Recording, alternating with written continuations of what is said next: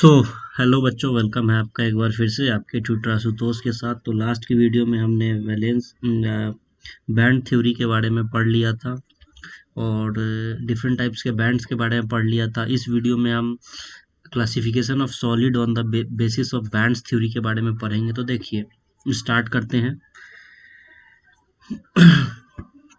Metal जो होता है उसमें वैलेंस बॉन्ड और कंडक्शन बैंड जो होते हैं वो ओवरलैप करते हैं ईच अदर, ठीक है। और वैलेंस बैंड और कंडक्शन बैंड के बीच में कोई भी गैप नहीं होता है। मेटल इलेक्ट्रॉन्स में मेटल में कोई गैप नहीं होता, ठीक है। इलेक्ट्रॉन जो होते हैं वो वैलेंस बॉन्ड में पार्शियली फील्ड होते हैं और कंडक्शन बैंड में भी पार्शियली फील्ड होते हैं, ठीक है।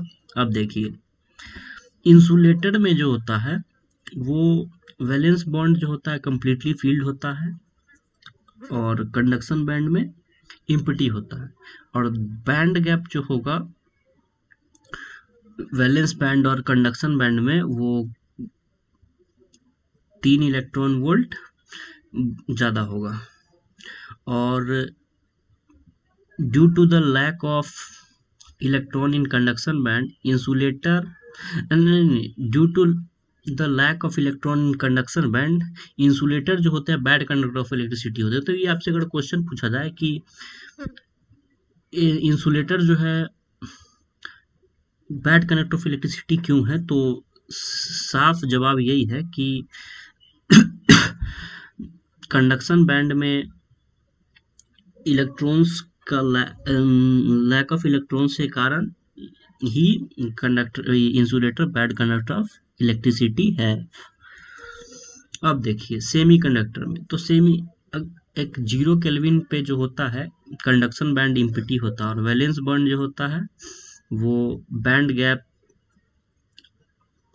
जो वैलेंस बैंड और कंडक्शन बैंड के बीच में होता है वो लेस देन 3 इलेक्ट्रॉन वोल्ट का होता है।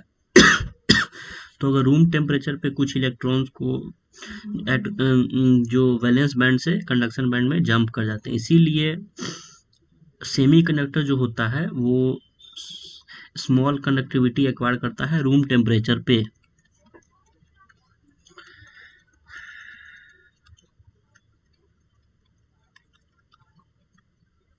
अब पीएन जंक्शन, तो इन सम क्रिस्टल हाफ बैंड जो होता है वो पी टाइप सेमीकंडक्टर से डोप्ड होता है और सेकेंड हाफ में एन टाइप से डोप्ड होता है। और कुछ जो होता है वो मोबाइल होता है, जैसा कि आप देख सकते हैं ये पी टाइप हो गया, ये एन टाइप हो गया और डिप्लीशन लेयर जंक्शन के थ्रू ये दोनों डिवाइडेड। अब symbol of PN junction diode को अगर हम देखते हैं तो ये हमारा कैथोड हो गया, ये पीएन और एनोड हो गया। तो ये जो है पीएन जंक्शन का डायोड है, ठीक है। अब बायसिंग ऑफ डायोड देख लेते हैं। तो एक डायोड जब बैटरी से कनेक्ट होता है तो उसको बोलते हैं बायसिंग ऑफ डायोड। तो दो तरह का बायसिंग होता है, ठीक है। एक होता है फॉरवर्ड बायसिंग, दूसरा होता है रिवर्स बायसिंग। तो फॉरवर्ड बायसिंग किसको कहते हैं, इसके थ्रू अगर हम जाते हैं तो जब पी टाइप का semiconductor positive terminal of battery से कनेक्ट होता है और एन टाइप का semiconductor negative terminal of battery से कनेक्ट होता है तो उसको फॉरवर्ड बायसिंग कहते हैं, ठीक है। इतना तो आपने समझ लिया। जैसा कि ये आप देख सकते हैं, ये पी टाइप का सेमीकंडक्टर है और ये एन टाइप का सेमीकंडक्टर है। पी टाइप का सेमीकंडक्टर पॉजिटिव से कनेक्टेड है, एन टाइप का सेमीकंडक्टर नेगेटिव से कनेक्टेड है। तो इस प्रोसेस को हम फॉरवर्ड बायसिंग बोलेंगे। और फॉरवर्ड बायसिंग में जो है चार्ज जो होगा वो जंक्शन के डिप्लीशन ले charge moves toward the junction depletion layer, ठीक है। डिक्रीज है, रेसिस्टेंस भी डिक्रीज होगा, कंडक्टिविटी बढ़ेगा और ये कंडक्टर की तरह बिहेव करेगा। और अगर हम रिवर्स बायसिंग की तरफ जाते हैं तो इस बायसिंग में पी टाइप का सेमीकंडक्टर जो होता है वो निगेटिव टर्मिनल और बैटरी से कनेक्ट रहता है और एन टाइप का सेमीकंडक्टर जो होता है positive terminal of the battery से कनेक्टेड रहता है। तो ये जैसा कि आपको अगर याद रखना है तो रिवर्स बायस और फॉरवर्ड बायस में दोनों वाइस वर्सा होते हैं एक दूसरे के, इतना ऐसे करके आप याद रख सकते हैं कि एक फॉरवर्ड बायस में पॉजिटिव से पी टाइप कनेक्टेड रहता है और सेमी और रिवर्स बायस में निगेटिव से कनेक्ट रहता है। ठीक है, इतना तो आप समझ गए होंगे। अब देखिए, इस बायसिंग में चार्ज जो होता है वो जंक्शन से दूर हो जाता है, जिससे कारण रेसिस्टेंस बढ़ जाता है और कंडक्टिविटी कम हो जाता है। अब चलिए हम रेक्टिफायर की ओर बढ़ते हैं। तो रेक्टिफायर होता क्या है?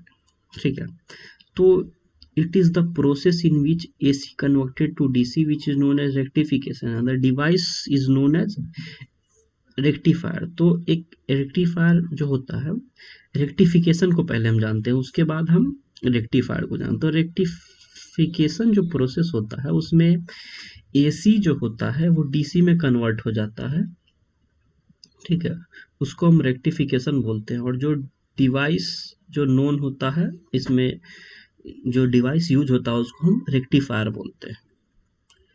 तो रेक्टिफायर जो होते हैं वो दो टाइप के होते हैं, एक होता है हाफ वेव रेक्टिफायर, दूसरा होता है फुल वेव रेक्टिफायर। तो हाफ वेव रेक्टिफायर क्या होता है इसके बारे में जानते हैं। तो ये एक ऐसा, it's consist of transformer, diode and load resistance. ठीक है, हाफ वेव रेक्टिफायर जो होता है वो ट्रांसफार्मर, डायोड और लोड रेसिस्टेंस से का बना हुआ होता है। तो प्राइमरी कॉइल जो होता है हाफ वेव रेक्टिफायर का, वो एसी के सोर्स से कनेक्टेड रहता है, और सेकेंडरी कॉइल जो होता है वो डायोड से कनेक्टेड रहता है और लोड रेसिस्टेंस से कनेक्टेड रहता है।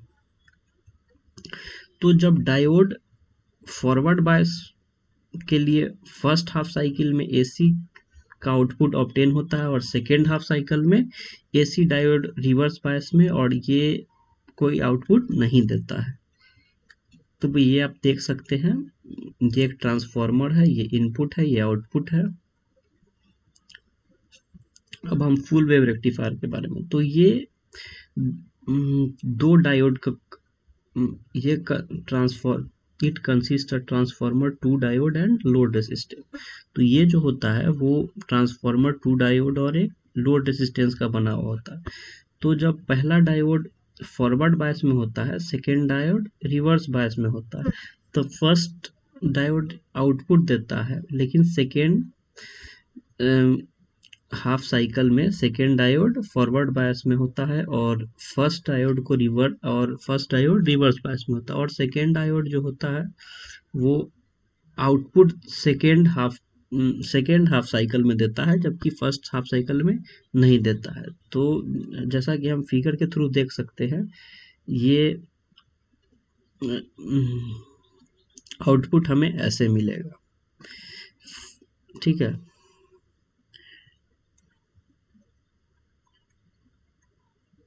अब VI characteristics of PN junction को हम पढ़ते हैं। तो अगर हम ग्राफ को पोटेंशियल और करंट के बीच में रखेंगे पीएन जंक्शन के, तो उसको VI characteristics of PN junction बोला जाएगा। अब फॉरवर्ड बायस के कैरेक्टरिस्टिक्स को देखते हैं। तो जब पीएन जंक्शन फॉरवर्ड बायस में होगा और वोल्टेज बढ़ेगा और करंट भी बढ़ेगा, लेकिन स्लोली धीरे धीरे जब करंट बढ़ेगा धीरे धीरे, तो वोल्टेज में छोटा सा चेंज आएगा, जिससे कारण इसके कैरेक्टरिस्टिक्स, VI कैरेक्टरिस्टिक्स ग्राफ को देखेंगे तो ये कर्व में होते हुए जाएगा। अब हम रिवर्स बायस्ड कैरेक्टरिस्टिक्स को देखते हैं। तो जब वोल्टेज इंक्रीज होगा रिवर्स बायस में, तो करंट भी बढ़ेगा धीरे धीरे, और एक सर्टेन वोल्टेज पे it become very large, which is known as breakdown voltage या जीनर वोल्टेज। ठीक है, इतना तो आपने समझ लिया। और ये आप देख सकते हैं ब्रेकडाउन या जीनर वोल्टेज कहलाएगा। तो चलिए इस वीडियो को यहीं पे एंड करते हैं। आई होप ये वीडियो आपको अच्छी लगी होगी। अच्छी लगी हो तो वीडियो को लाइक, कमेंट, शेयर और करें। आगे की वीडियो में हम इसी चैप्टर को रिज्यूम करेंगे।